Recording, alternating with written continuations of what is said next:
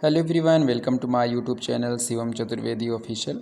और जैसा कि फ्रेंड्स आप जानते हैं कि अभी हम लोग जो है क्लास 10th हिस्ट्री की जो बुक है उसको कंप्लीट कर रहे हैं। और उसमें हम जो है पहला लेसन नेशनलिज्म इन यूरोप उसको जो है एक पार्ट में हमने उसका कंप्लीट कर लिया है। और अभी इस सेशन में हम जो है इस लेसन का अगला पार्ट देखेंगे।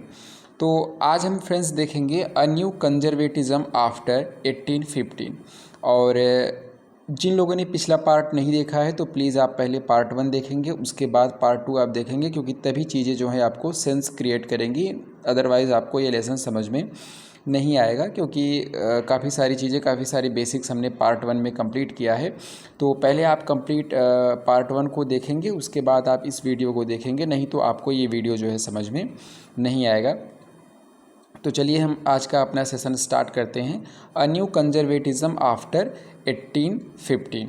ठीक है, तो यहाँ पर फ्रेंड्स आपको बता रहे हैं कि 1805 में 1804 में जो आपका नेपोलियन का एरा स्टार्ट हुआ था वो आपका 1815 तक चलता है। और नेपोलियन भी एक तरीके से डिक्टेटरशिप जो है इस्टेब्लिश किया हुआ था फ्रांस में, उसने जो है फ्रांस को कंकर किया हुआ था। तो 1815 में क्या होता है फ्रेंड्स कि नेपोलियन को जो है कई सारे जो देश होते हैं वो मिल करके 1850 में वाटरलू नामक स्थान पर नेपोलियन को हरा देते हैं। ठीक है, तो उन देशों में कौन कौन था आपका, मैं एक बार आपको बता दूं। जिन देशों ने नेपोलियन को पराजित किया उनमें आपका था ऑस्ट्रिया,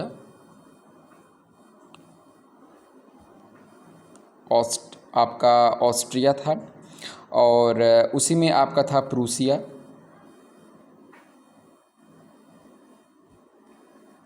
और इसी में आपका रसिया। ठीक है, तो इन सारे देशों ने मिलकर के क्या किया था, वाटरलू नामक स्थान पर इनको जो है क्या नाम था इसका, नेपोलियन को जो है इसने पराजित कर दिया था 1815 में। ठीक है, इसको आप याद रखेंगे। तो कह रहे हैं कि after the defeat of Napoleon in 1815 European governments were driven by conservatism. ठीक है, तो अभी तक कह रहे हैं कि जो नेपोलियन के आने से पहले देखो क्या हो रहा था कि लिबरलिज्म चल रहा था, उदारवाद चल रहा था। फिर 1804 में जो है नेपोलियन आता है और 1815 तक उसका शासन चलता है। एक तरीके से उसका जो शासन था वो डिक्टेटरशिप का था। काफ़ी सारे प्रशासनिक सुधार नेपोलियन ने किए थे, लेकिन मोनार्की ही थी एक टाइप की। ठीक है, कोई रिपब्लिक वगैरह उसके द्वारा नहीं लाया गया था। तो कह रहे हैं कि जो जिन लोगों ने मिलकर के नेपोलियन को पराजित किया 1815 में, वो एक तरीके से क्या थे, कंजर्वेटिव थे, रूढ़िवादी थे। रूढ़िवादी का मतलब जो समाज में परिवर्तन तो चाहते थे। क्लास 9th में आपने पढ़ा होगा कि ये लोग परिवर्तन तो चाहते थे, लेकिन सडन जो है बहुत बड़े लेवल पे परिवर्तन नहीं चाहते थे। इनका मानना था कि भाई जो परिवर्तन है वो धीरे धीरे होना चाहिए, ग्रेजुअली होना चाहिए। ठीक है, तो नेपोलियन को पराजित करने के बाद जो है यूरोप में क्या होता है कि जो शासन सत्ता है वो कंजर्वेटिव रूढ़िवादी लोग अपने हाथ में ले लेते हैं। और ये लोग कौन थे, ऑस्ट्रिया के लोग, प्रूशिया, रशिया, इन सारे देशों के लोग थे ये। ठीक है, conservatives thought that traditional institutions like monarchy, church, social hierarchy, property and family should be preserve. तो इन लोगों ने क्या कहा कि भाई पहले के टाइम पर जो हमारी मोनार्की चलती थी, राजा का शासन चलता था, चर्च का शासन चलता था, क्लास 9th में भी आपने देखा था ना, सोशल हायरार्की चलती थी कि कैसे जो है राजा जो है समाज में सबसे बड़ा होता था, सोशल हायरार्की थी, प्रॉपर्टी वगैरह, फैमिली शुड बी प्रिजर्व। तो ये जो सारे सिस्टम चल रहे थे हमारे, ये सब जो है हम लोग क्या करेंगे अभी 1830 के बाद इसको 1850 के बाद इसको हम लोग क्या करेंगे, कंटिन्यू करेंगे। ठीक है, तो 1815 में जो है नेपोलियन को पराजित करने के बाद ये सभी लोग क्या करते हैं, मोनार्की को कंजर्वेटिव लोग जो है वापस से कंटिन्यू करते हैं। Most conservative did not propose a return to the society of pre revolutionary days. तो यहाँ पे फ्रेंड्स कह रहे हैं कि हालांकि ये लोग समाज में जो है मोनार्की वगैरह इस्टेब्लिश करना चाहते थे, लाना चाहते थे, लेकिन कह रहे हैं कि प्री रिवोल्यूशनरी डेज यानी 1789 में जब आपकी फ्रांस की क्रांति हुई थी उसके पहले जिस प्रकार की सोसाइटी थी उस प्रकार की सोसाइटी ये लोग नहीं चाहते थे। ठीक है, बिल्कुल से इनका क्या मानना था कि भाई जो चीज़ें, जो परिवर्तन अच्छा है उसको हम एज इट इज़ रखेंगे, बाकी जो मोनार्की वगैरह हट गया था उसको हम कंटिन्यू करेंगे। ठीक है, तो प्री रिवोल्यूशनरी डेज से पहले जो इनका समाज था बिल्कुल वैसा समाज ये नहीं बनाना चाहते थे। इन्होंने क्या कहा, भाई थोड़ा बहुत जो परिवर्तन, अच्छा जो परिवर्तन समाज में आया है उसको हम कंटिन्यू करेंगे, लेकिन मोनार्की वगैरह चर्च की जो सुपीरियरिटी है वो सब हम लोग लेकर के आएंगे। तो बहुत ज़्यादा परिवर्तन इन लोगों ने भी नहीं करने को बोला। They realised the change initiated by Napoleon. कह रहे हैं कि नेपोलियन के द्वारा जो परिवर्तन किया गया था, जो अच्छी चीज़ें थी, जो इनको पसंद आ रही थी, उसको ये लोग जो है कंटिन्यू करेंगे। तो that modernisation could in fact strengthen traditional institutions like the monarchy. तो इन्होंने कहा कि भाई जो आधुनिकता नेपोलियन के द्वारा लाया गया है उसको हम क्या करेंगे, उसको हम यूज करेंगे अपनी मोनार्की को स्ट्रेंथन करने में, मजबूत करने में। ठीक है। It could make state power more effective and strong. कह रहे हैं कि हम उसके सुधार को क्या करेंगे, अपने हित में यूज करेंगे और अपने स्टेट को पावरफुल बनाएंगे और क्या करेंगे, स्ट्रॉन्ग बनाएंगे और प्रभावशाली बनाएंगे मोनार्की को। ठीक है।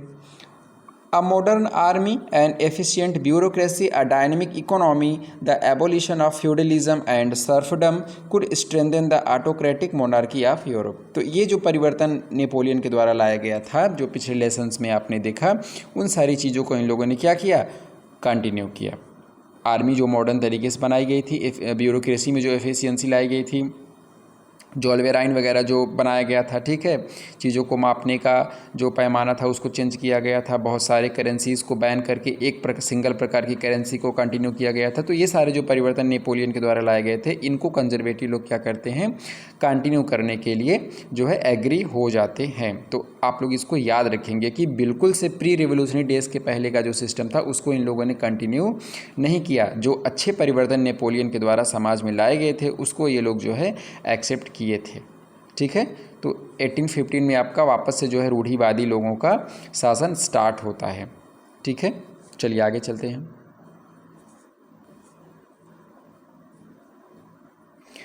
Treaty of Vienna 1815।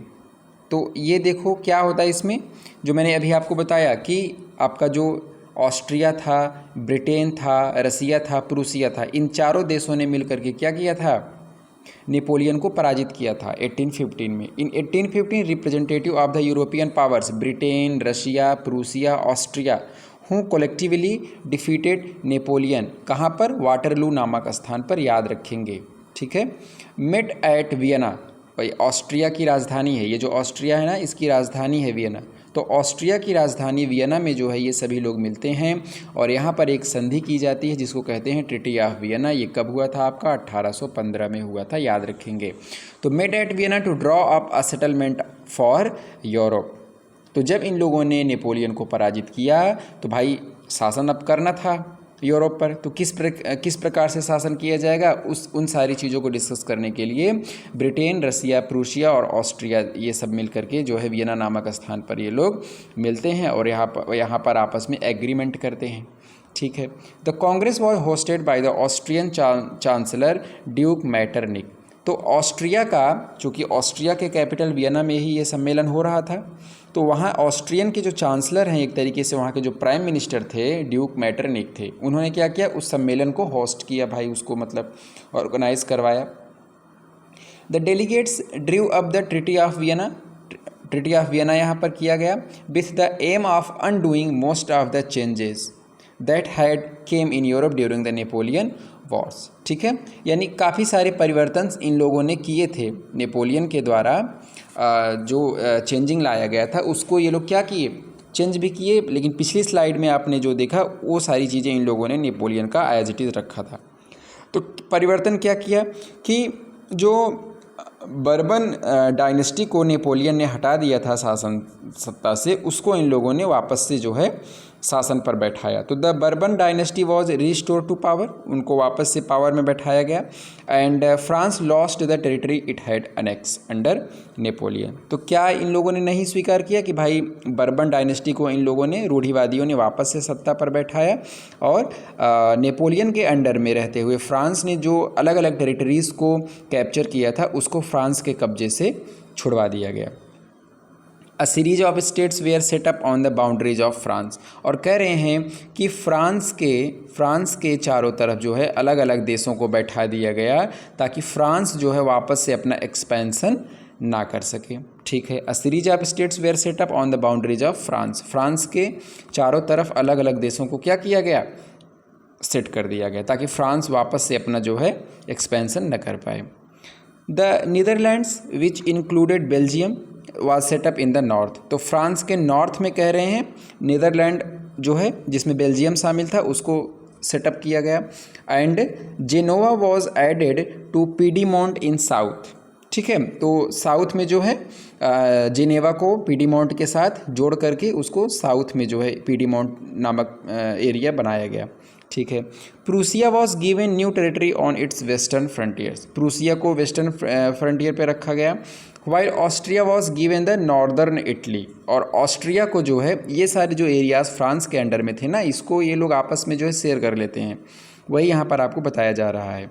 तो जो ऑस्ट्रिया है उसको क्या दिया गया, नॉर्दर्न इटली, इटली का उत्तरी इलाका जो है ऑस्ट्रिया को दिया गया। इन द ईस्ट, सबसे नीचे वाली लाइन में देखिए, in the east Russia was given Poland. और रसिया को जो है पोलैंड दिया गया। While Prussia was given a portion of Saxony. ठीक है, प्रूसिया को सैक्सनी नामक एरिया जो है दे दिया गया। तो इस तरीके से नेपोलियन के अंडर में, फ्रांस के अंडर में जो टेरिटरीज थे उसको इन लोगों ने आपस में शेयर कर लिया। यही थी इनकी ट्रीटी ऑफ वियना। और वापस से इन लोगों ने क्या किया, बर्बन डायनेस्टी को सत्ता में लेकर के आए और फ्रांस की जो टेरिटरीज है उसको आपस में इन लोगों ने शेयर कर लिया। ठीक है, चलिए आगे चलते हैं। तो ये देखिए ट्रीटी ऑफ वियना हो रहा है आपका, जो ऑस्ट्रिया की राजधानी वियना में 1815 में हो रहा है आपका। ठीक है, आगे चलिए। चलो अब यहाँ पर देखिए द कंजर्वेटिव रिजीम, ये जो रूढ़िवादी हैं ये क्या करते हैं, जो आपके 1815 में आ गए हैं शासन में। Conservative regimes set up in 1815 were autocratic. ये क्या थे भाई, इनकी ही चलेगी अब, अभी और किसी की नहीं चलेगी ना। क्या थे ये, ऑटोक्रेटिक थे, एक तरीके से स्वयं शासी थे, जो ये चाहेंगे वही चलेगा, तानाशाह एक तरीके से कह लीजिए भाई। तो they did not tolerate criticism and dissent. इनको बर्दाश्त नहीं होता था कि कोई इनकी आलोचना करे और कोई इनसे मतभेद रखे। And sought to curb activities that questioned the legitimacy of autocratic governments.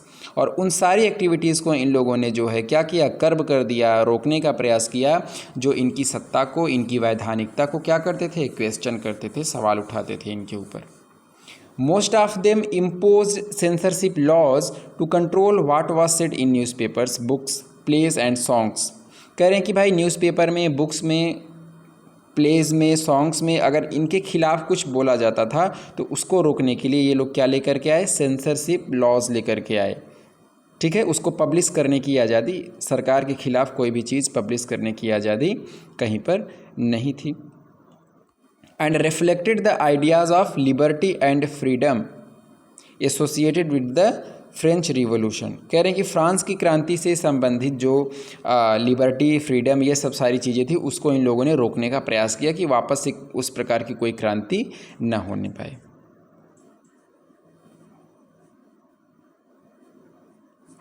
ठीक है, चलिए अब देखिए यहाँ पर जो है एक तीसरा, एक तो आपने देखा लिबरलिज्म, उदारवादी लोगों का गुट, एक आपने देखा कंजर्वेटिव लोगों का ग्रुप, एक और समूह था जिसको रिवोल्यूशनरी कहा जाता था, क्रांतिकारी कहा जाता था, जिसका एक प्रमुख नेता जो है मैजनी था, गुसेप मैजनी था। इसके बारे में यहाँ पे आपको थोड़ा सा बताया गया है, ये क्रांतिकारी था। ठीक है, एक तरीके से आप इसको कंजर्वेटिव के विरोधी ही मानेंगे क्योंकि ये भी समाज में परिवर्तन चाहता था लिबरल्स की तरह। तो Giuseppe Mazzini was born at Genoa in 1807। He became a member of the secret society of the Carbonari. तो अगर आपसे पूछा जाए कि भाई जो मैजनी है वो किस सीक्रेट सोसाइटी का मेंबर था, तो उसका नाम हो जाएगा, क्या हो जाएगा, कार्बोनारी। कार्बोनारी, इसको आप लोग याद रखेंगे। ठीक है, और at the age of 24 he was sent into exile in 1831। तो कह रहे हैं कि 24 वर्ष की उम्र में ही इसको निष्कासित कर दिया गया था देश से 1831 में। क्योंकि for attempting a revolution in Liguria. Liguria नामक स्थान पर इसने एक क्रांतिकारी जो है प्रयास किया था सरकार के खिलाफ। ठीक है। ही सब्सिक्वेंटली, ये इंपॉर्टेंट है, founded 2 underground society young Italy इन मार्सिले, जो कि फ्रांस में आपका था ये। ठीक है। तो यंग इटली नामक सोसाइटी की स्थापना इसने किया था मार्सिले में। एंड यंग यूरोप नामक संस्थान है, ये बर्न यानी आपका स्विट्ज़रलैंड में है, जहाँ पर इसने ये 2 संस्थान, एक यंग इटली और यंग यूरोप, इन 2 संगठनों को मैजनी ने जो है स्टैब्लिश किया था। याद रखेंगे, इंपॉर्टेंट है। Whose members were like minded young man. ठीक है। तो इस सोसाइटी के जितने भी मेंबर थे उनकी जो मेंटेलिटी है वो क्या थी, लाइक माइंडेड थी, सेम थी, एक जैसा वो लोग सोचते थे। एंड मैन फ्रॉम, और इसमें कहाँ कहाँ के लोग जुड़े थे इस सोसाइटी में, Poland, France, Italy and the German states. Mazzini believed that God had intended nations to be the natural units of mankind. तो मैजनी का मानना था कि भाई ईश्वर की भी यही इच्छा है, ईश्वर की यह इंटेंशन है क्या, nations to be the natural units of mankind, कि मानवता की इकाई है ना, जो नेशन है, जो देश है, राष्ट्र है, वो क्या है, ये मानवता के लिए है, न कि किसी कंजर्वेटिव राजा के लिए है कि वो मनमाना शासन वहाँ पर करे। ठीक है। Italy had to be forced into a single unified republic. तो इसका क्या मानना था कि भाई इटली को, ये इटली यूनिफिकेशन के लिए इसने काम किया था, इटली को एक राष्ट्र बनाने के लिए इसने काम किया था। तो करें इटली हैड टू बी, इसने कहा कि Italy had to be forced into a single unified republic within a wider alliance of nations. ठीक है। तो इटली को इसने चाहा कि एक राष्ट्र के रूप में उभर करके सामने आए। Mazzini's relentless opposition to monarchy and his vision of democratic republics frightened the conservative. तो इसके इन इरादों से जो कंजर्वेटिव थे, रूढ़िवादी थे, जो मैटरनिक था, वो लोग क्या थे, डरे हुए थे। इसीलिए जो मैटरनिक है उसने एक बार बोला भी था, ये भी देखो इंपॉर्टेंट है, क्या बोला था, Metternich described him as the most dangerous enemy of our social order. ठीक है। तो अगर आपसे पूछा जाए कि भाई मैजनी को जो है किसने कहा था कि ये हमारे सोशल ऑर्डर के लिए सबसे बड़ा दुश्मन है, सबसे बड़ा खतरा है, तो ये यहाँ पे आपका आंसर क्या हो जाएगा, मैटरनिक। ठीक है। ये एकदम इम्पॉर्टेंट लाइन है आपका, इसको आप लोग याद रखेंगे। ठीक है। चलिए आगे चलते हैं। तो ये है आपका मैजनी है, ये आपका क्या है, मैजनी है, जो एक आपका क्रांतिकारी था। यंग इटली, यंग यूरोप जैसी संस्था इसने बनाई और कार्बोनारी जैसे सीक्रेट सोसाइटी का ये सदस्य था। एक प्रकार का आपका क्रांतिकारी है, समाज में ये भी स्वतंत्रता समानता चाहता है। आप लोग इसको याद रखेंगे। मैटरनिक जो है इसको सबसे बड़ा अपना दुश्मन बताता है। ठीक है। मैटरनिक कौन था, एक रूढ़िवादी था, ऑस्ट्रिया का चांसलर। ठीक है। आज के हमारे क्लास में फ्रेंड्स ये लास्ट स्लाइड है। यहाँ पे हम देखेंगे जुलाई रेवोल्यूशन के बारे में। जब यहाँ लगभग कहानी आपकी यहाँ से स्टार्ट हो रही है, तो आपने देखा कि 1815 में जो है, जो कंजर्वेटिव लोग हैं वो शासन में आ गए थे, तो लगभग 1830 में जो है क्रांति हो जाती है उनके खिलाफ। तो क्या कह रहे हैं कि the first upheaval took place in France in July 1830। तो कह रहे हैं कि भाई एक तो 1789 में आपका क्रांति हुआ था फ्रांस की, वापस से कह रहे हैं कि अभी जो सिस्टम चल रहा था उसके खिलाफ the first upheaval took place in France in July 1830। तो जुलाई 1830 में फ्रांस में जो है अपहेवल मतलब एक प्रकार का उथल पुथल जो है वो फ्रांस में होता है। The Bourbon kings who had been restored to power during the conservative reaction after 1815 were overthrown by liberal revolutionaries. ठीक है। तो कह रहे हैं कि उदारवादी क्रांतिकारियों के द्वारा 1815 में जो बर्बन राजा को वापस से कुर्सी पर बैठाया गया था उसको इन लोगों ने क्या किया, ओवरथ्रोन कर दिया, कुर्सी से उतार दिया। ठीक है। Who installed a constitutional monarchy with Louis Philippe at its head.